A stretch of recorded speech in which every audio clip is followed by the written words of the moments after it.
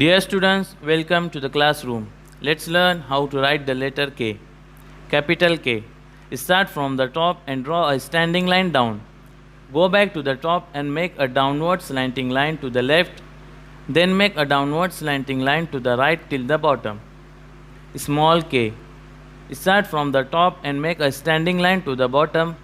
Next, from the middle, make a downward slanting line to the left. Then make a downward slanting line to the right till the bottom. Now you know how to write the letter K, so try to write it properly.